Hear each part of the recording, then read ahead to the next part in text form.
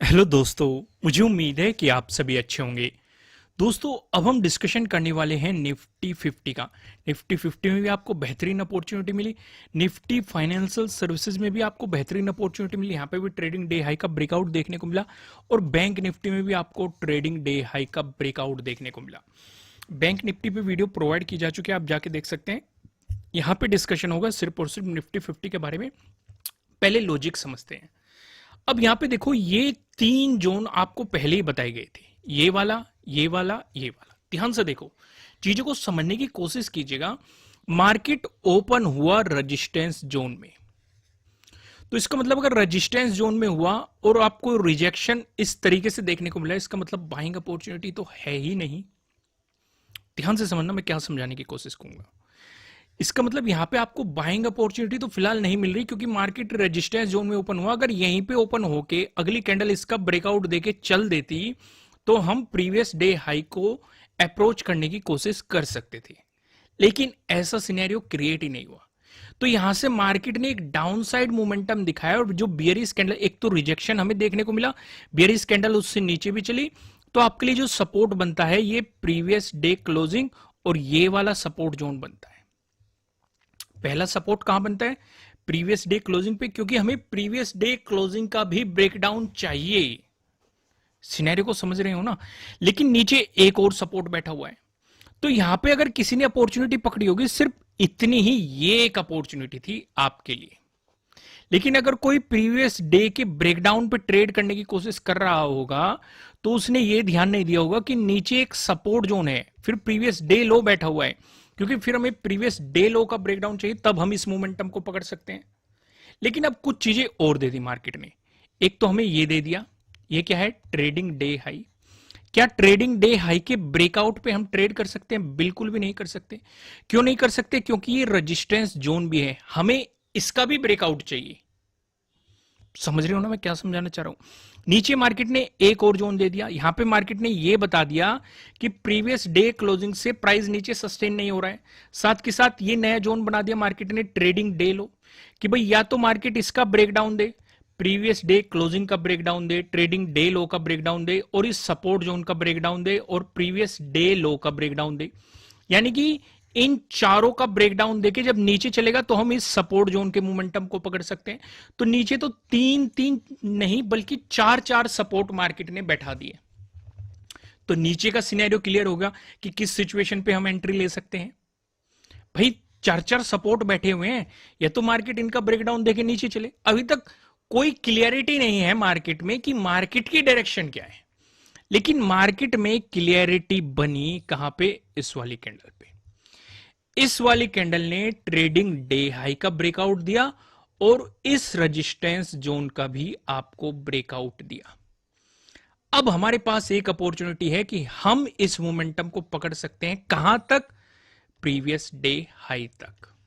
ठीक है, मार्केट कितना ऊपर जाएगा नहीं पता, लेकिन जब आप किसी पोजीशन में बनाते हैं, जब पोजीशन बनाते हैं, किसी ट्रेड में आप घुसते हैं, तो उस सिचुएशन पे क्या होता है? आपके पास अपॉर्चुनिटी होती है। मैं आपको हमेशा एक बात कहता हूं कि मार्केट अगर किसी लेवल का सीधे सीधे ब्रेकआउट दे रहा है, किसी इंपॉर्टेंट लेवल का, तो अगर हमें नई पोजीशन बनानी है, या तो हमारा सेटअप बन रहा हो, पहली चीज।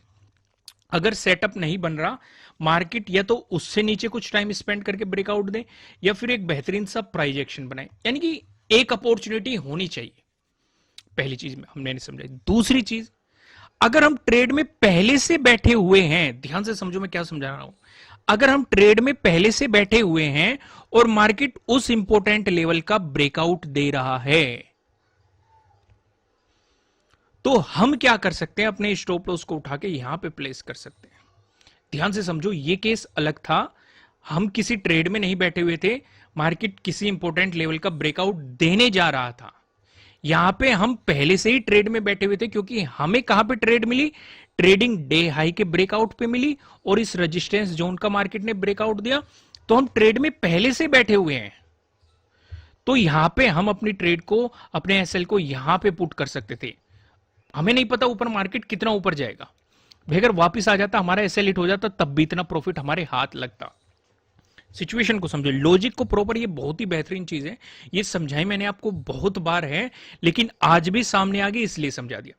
दूसरी चीज, हमें मार्केट को समझते हुए एडिंग भी करनी चाहिए क्वांटिटी की। जैसे कि हमने यहां पे देखा, मार्केट ट्रेडिंग डे हाई का ब्रेकआउट दे रहा है, हम नॉर्मल क्वांटिटी से ट्रेड कर रहे थे, ठीक है। फिर मार्केट ने आपको प्रीवियस डे हाई का भी ब्रेकआउट दे दिया, ठीक है। इसे सीधे से ड्रॉ कर लेना, ये ठीक है, प्रीवियस डे हाई का भी ब्रेकआउट दे दिया। तो हमने अपने स्टॉप लॉस को ट्रेल किया, साथ के साथ मार्केट ने इसे रिटेस्ट किया और फिर एक बेहतरीन सा प्राइस एक्शन बनाया, एक मोमेंटम दिखाया। जब मार्केट रिटेस्ट कर रहा है, प्राइस एक्शन बना रहा है, इसका मतलब आपको क्या लग रहा है, क्या इंडिकेशन आ रहा है कि मार्केट में और पॉजिटिव मोमेंटम आ सकता है। जब एक बेहतरीन सा प्राइस एक्शन बन रहा है तो कुछ क्वांटिटी का रिस्क फिर से लिया जा सकता है, उस ट्रेड को तो छोड़ा ही जा सकता है कि वे मार्केट में बने रहने दो। ये तरीका होता है और क्वांटिटी मार्केट में ऐड करने का। सिचुएशन समझ में आई? देखो, ये इंटरेस्टिंग लगा तो लाइक करना और कमेंट करके भी बताना कि इंटरेस्टिंग लगा, ये लॉजिक। सिचुएशन समझ में? तो उम्मीद है इस बेहतरीन से मोमेंटम का आप सभी ने बेनिफिट उठाया होगा, फायदा उठाया होगा। काफी कुछ चीजें आपको यहाँ पे सीखने को मिली, बहुत ही बेहतरीन चीज थी। आइए अब हम कल की थोड़ी सी प्लानिंग कर लेते हैं। अब यहाँ पे हम देख रहे हैं कि ऑल टाइम हाई पे है, ये हमें सभी को पता है, निफ्टी 50 ऑल टाइम हाई पे है। हालांकि सभी इंडेक्स लगभग ऑल टाइम हाई पे है, ये चीज हमें दिखाई दे रही है। पूरा मार्केट ही ऑल टाइम हाई पे है, ये भी हमें दिखाई दे रहा है। तो अगर मार्केट फ्लैट ओपन होकर पॉजिटिव मोमेंटम दिखाता है तो प्रीवियस डे क्लोजिंग से ऊपर होना चाहिए, प्लस प्रीवियस डे हाई का ब्रेकआउट मिलना चाहिए। ऊपर रेजिस्टेंस कौन से रहेंगे, पिवट पॉइंट से आपको देखना है इंडिकेटर लगा के, ठीक है। वहीं पे मार्केट अगर फ्लैट ओपन होकर नेगेटिव मोमेंटम दिखा रहा है, उस सिनेरियो पे हम क्या कर सकते हैं? उस सिनेरियो पे अगर मार्केट प्रीवियस डे क्लोजिंग से नीचे चलता है, जो आपके लिए एक सपोर्ट जोन बनेगा, वो इस वाले जोन में बनेगा 19,625 के अराउंड। अगर मार्केट इसका ब्रेकडाउन देता है, जो 13 का डे हाई है, ये आपका अगला सपोर्ट जोन बनेगा।